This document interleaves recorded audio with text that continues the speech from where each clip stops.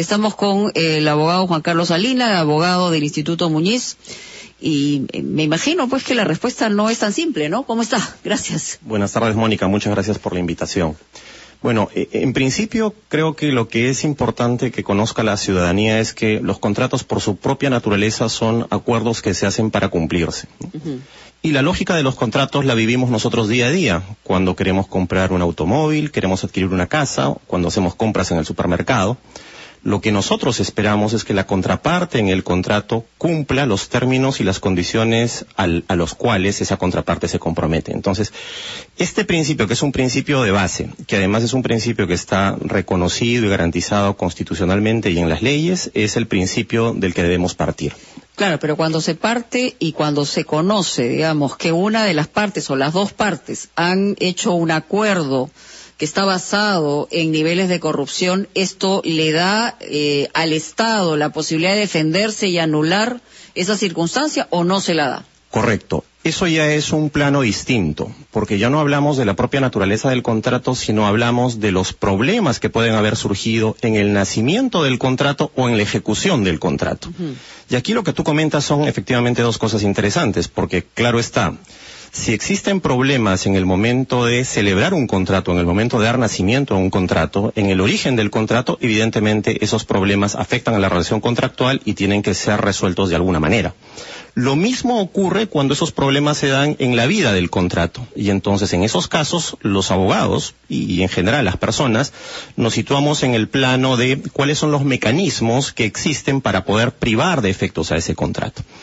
Y la regla fundamental es que esos mecanismos, en aquellos casos en donde esos vicios o esos problemas son de una gravedad tal que afectan cuestiones de interés público y que tienen que ver con la propia génesis del contrato, pues hablamos de causas legales establecidas en el propio ordenamiento jurídico. ¿Podría ser esta causa en lo que estamos hablando específicamente? ¿De lo que conocemos hoy y lo que no conocíamos, digamos, antes? A ver, acá tenemos una situación particular. En el caso concreto del proyecto Línea Amarilla, este es un contrato que se firma en el año 2009 y que es objeto de sucesivas modificaciones, primero en la gestión de la señora Villarán y después en la gestión del alcalde Castañeda. Ya. Lo que entiendo es que en el 2009 no estaba todavía la señora Villarán. Correcto, en el 2009 no estaba la señora Villarán. El señor Luis Castañeda, que empieza Correcto. con él, digamos. Correcto, y este es un contrato además que tiene una particularidad, porque es un contrato que se celebra en el marco de lo que son las asociaciones público-privadas. Sí.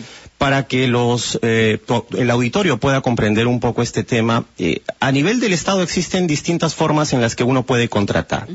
La forma más común o la forma más conocida es cuando el Estado quiere contratar la ejecución de un proyecto y encarga a un constructor que efectivamente ese proyecto lo desarrolle. Hay una licitación, hay un concurso, hay un proceso competitivo. Y le da un tiempo, digamos, largo para la ejecución. Exactamente. Luego de que termina la ejecución, el constructor o el contratista entrega el proyecto al Estado y el Estado se encarga de operar y mantener ese proyecto durante toda la vida. Este primer acuerdo fue por 30 años. Lo que pasa es que este es un contrato distinto y es que no obedece esa lógica, porque al ser una asociación público-privada es precisamente esto, un acuerdo en el cual el Estado se pone de acuerdo con el privado para distribuir recursos y riesgos y ejecutar el proyecto en el largo plazo. Y es un proyecto en el que el privado no solo se encarga de la construcción, sino se encarga de operar y mantener el proyecto. Adicionalmente, este es un proyecto que es un proyecto autofinanciado. ¿Qué quiere decir eso?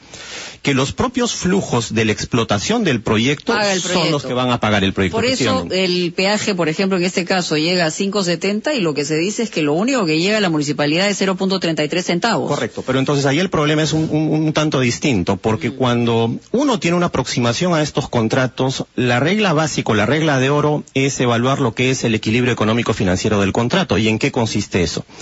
Eso consiste en evaluar si existe efectivamente proporcionalidad entre los deberes y los derechos del Estado y los riesgos que asume el Estado y por su parte los deberes y los derechos del particular. Permítame un segundito, el presidente está justamente haciendo declaraciones, no sé si alcanzamos a escucharlas. Al municipio. Yo creo que el alcalde Muñoz va a hacer la evaluación de manera seria y responsable para tomar la mejor decisión. Muchas gracias.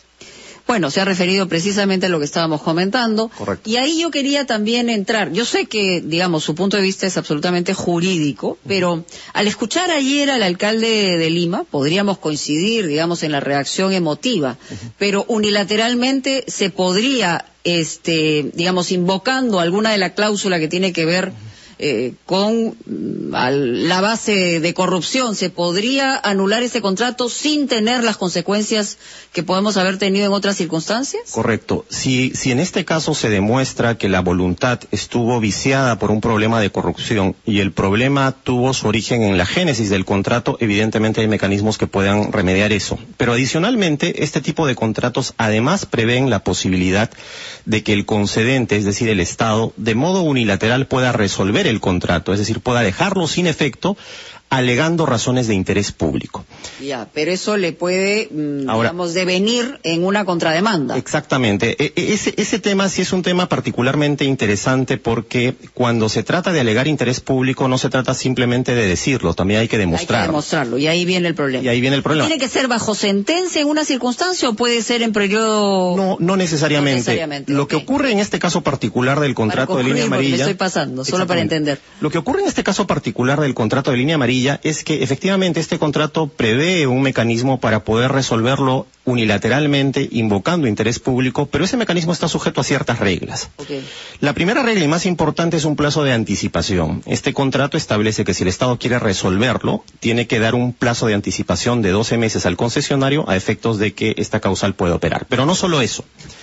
Estoy al borde. ¿Cuál es la segunda y última? La segunda condición y la más importante es que el Estado asume una serie de obligaciones y entre esas obligaciones está la asunción de deudas que puede haber tenido el concesionario para la explotación del proyecto y adicionalmente el pago de una indemnización. Ahí está el kit del asunto. Le agradezco muchísimo su presencia. Tengo que ir a una pausa. Ya regresamos.